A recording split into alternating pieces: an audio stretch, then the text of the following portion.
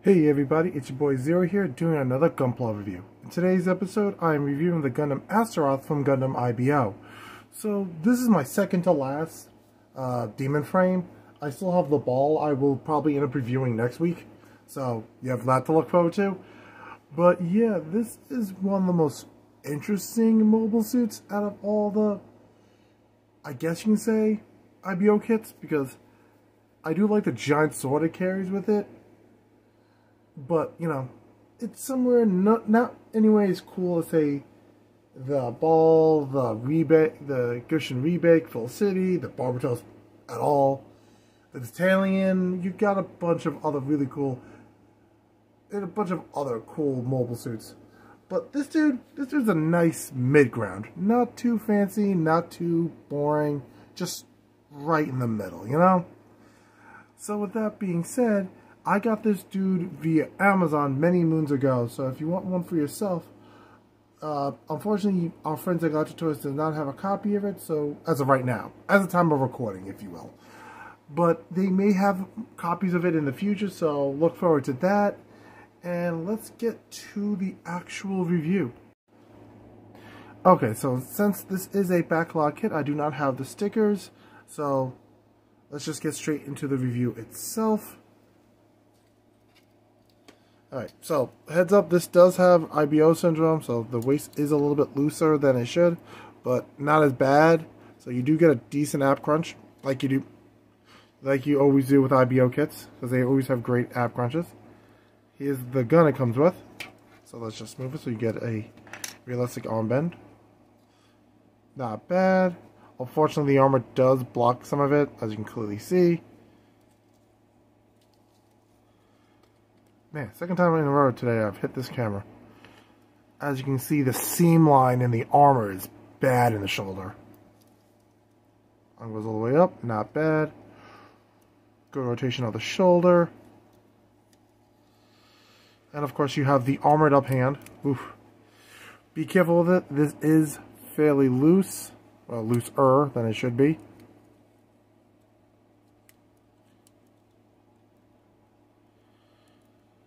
You see, you can have the hand close, the extra hand close up on it.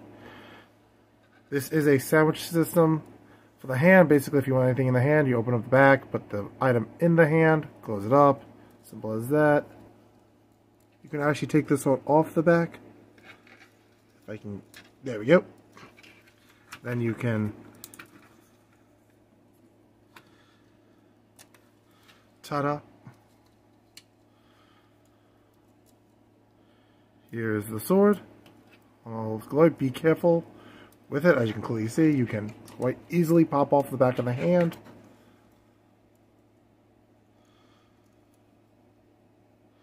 So you have to be careful with this, because you don't want the hand to fall off in you, or the back of the hand to fall off and it fall into the void. It's a ball joint system, so you will not be, you know, it's easy to swap out the hands.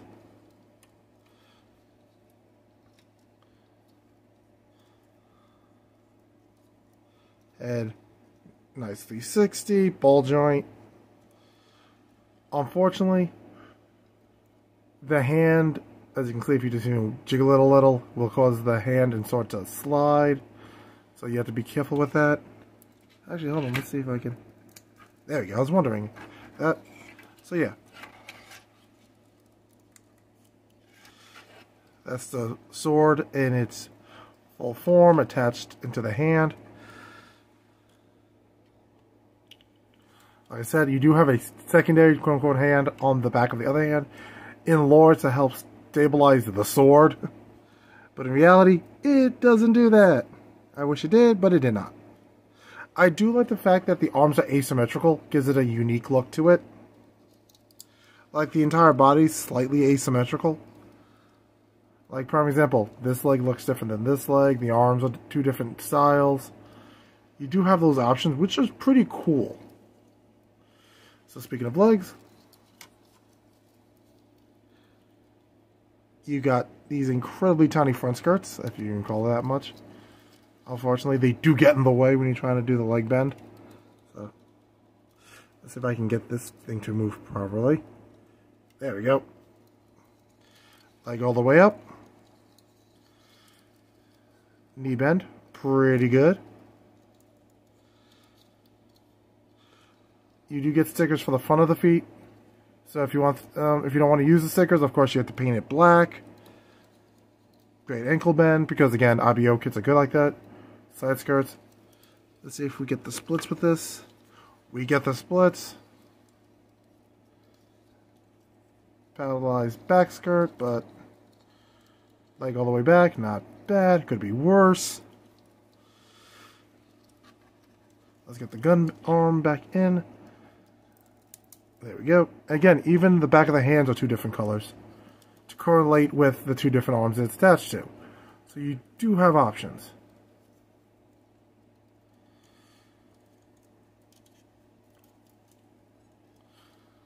Downside, it is a pain sometimes to get this back into place.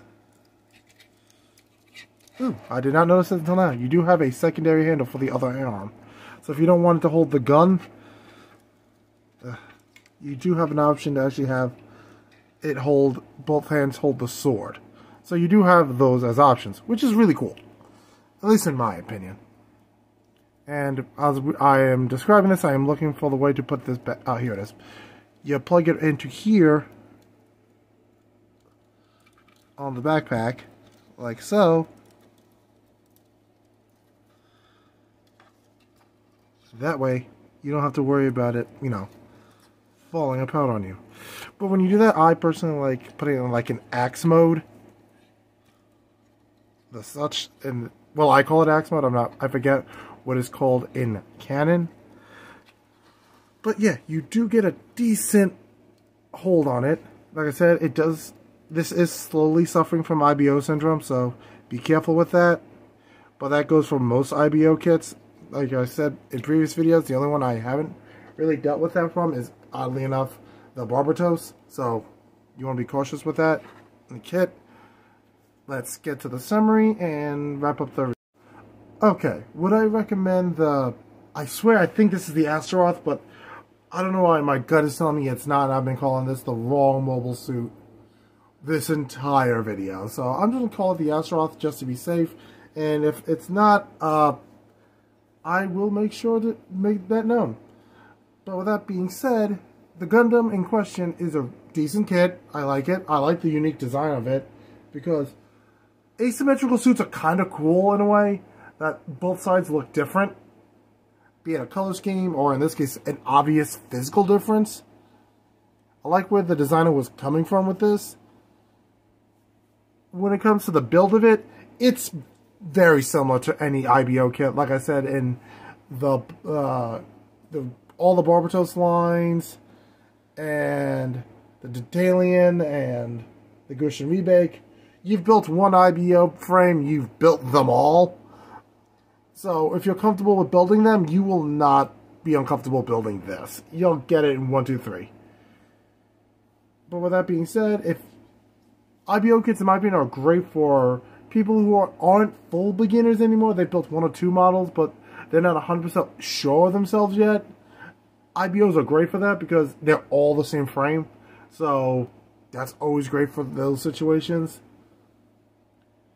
But what I've learned over the years, that Gundam can literally be started at any age for any frame or any, you know, gunpla level, high grade SD, stuff like that, based on your, you know, personal tastes and opinions. With that being that little monologue over with, yes, I would recommend this suit if you like unique designs.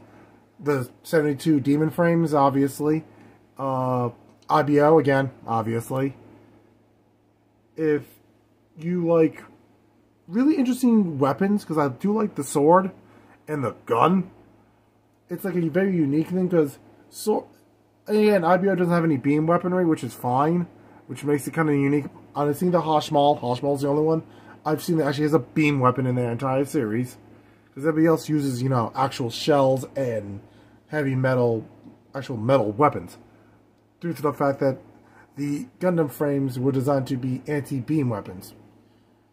Because, you know, the Calamity War and all that jazz. So, yeah. I do like this design of the sword. I like the design of the Gundam in general. it's, again, I prefer the Barbatos. It's a personal bias, but I know there are people who love this dude, or any of them, so I can respect that.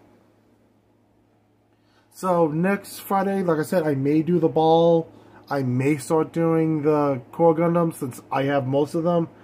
I still have to rebuy the Mars 4 and get the Poutine. I keep wanting to say Poutine like the Canadian dish, and it's gonna bother me every time I say it. I just need to get those two, then I have all of them.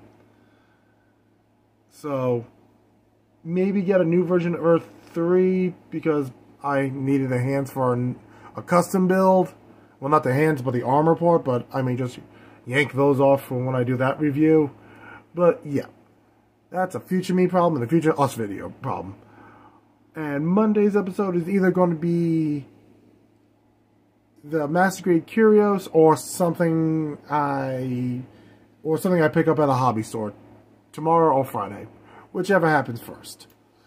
So I want to thank everybody for watching.